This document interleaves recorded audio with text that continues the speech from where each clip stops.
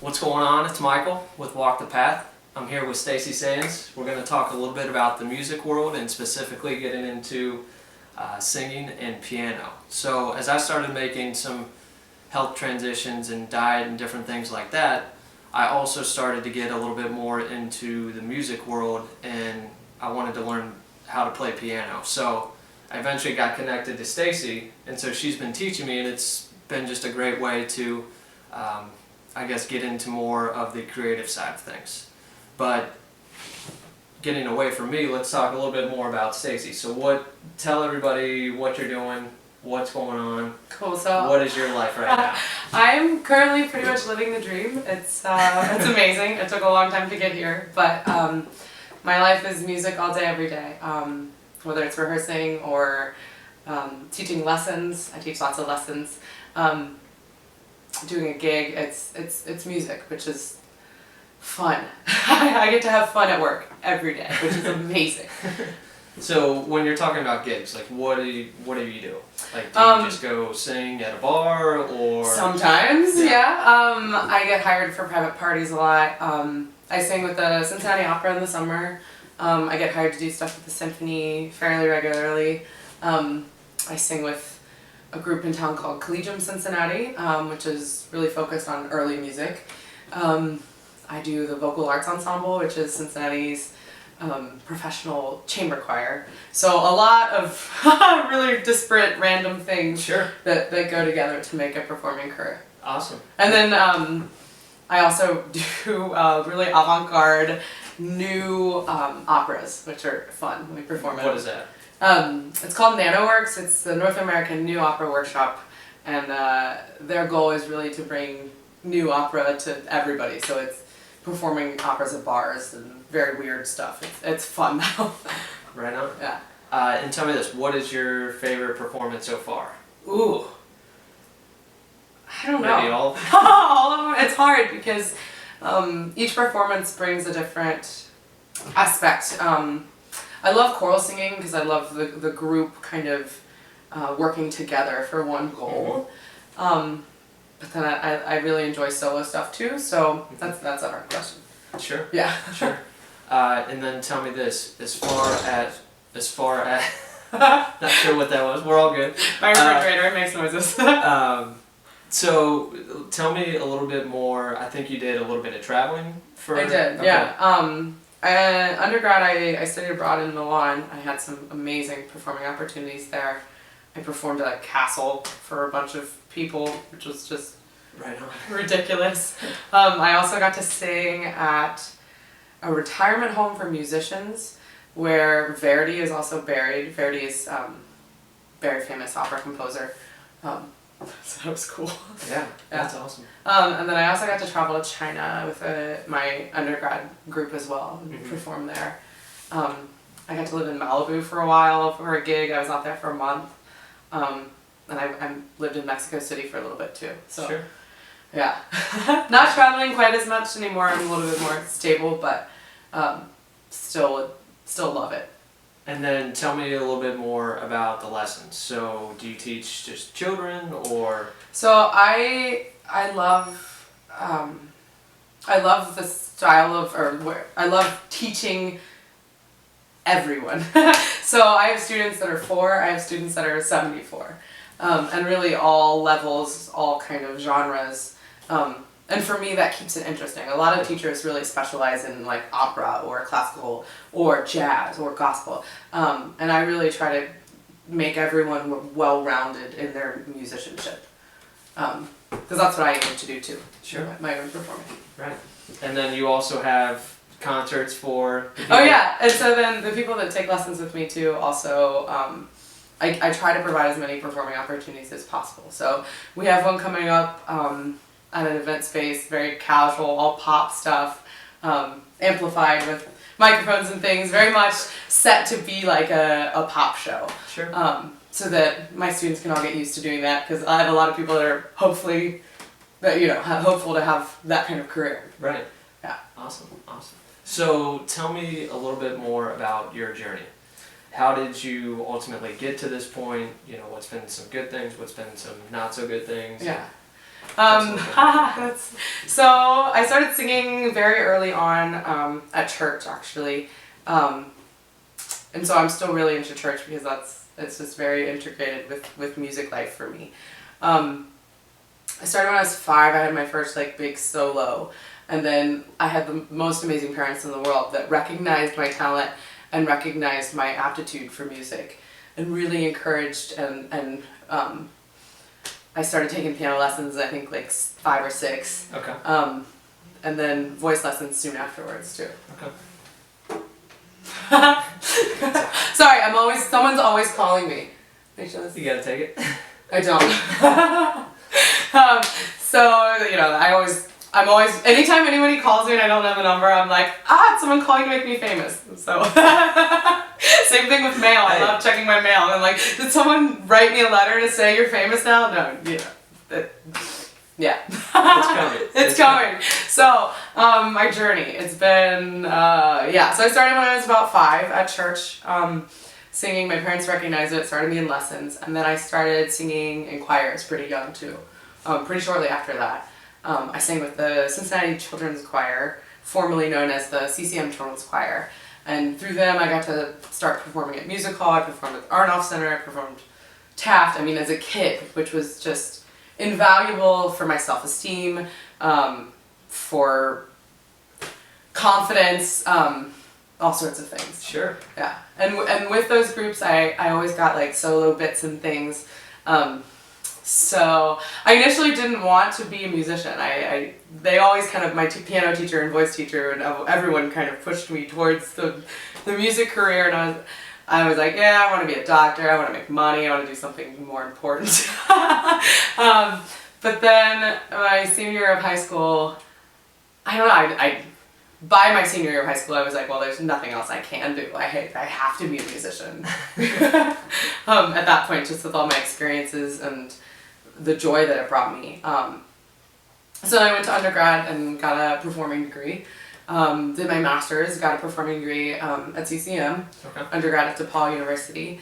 And then after that it got really rough because the music careers are not like normal careers. Normal careers, you graduate from college and you generally have lots of interviews lined up, and it's pretty easy to transition into just working and sure. being a real person.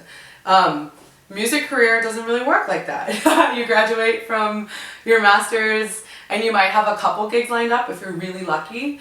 But generally you graduate and you may have 1 or 2 things, and nobody wants to pay you for a really long time, which is very obnoxious. They want you to just sing for free for the experience of it, which doesn't really work to keep the electric on or to pay bills. So we all get really creative.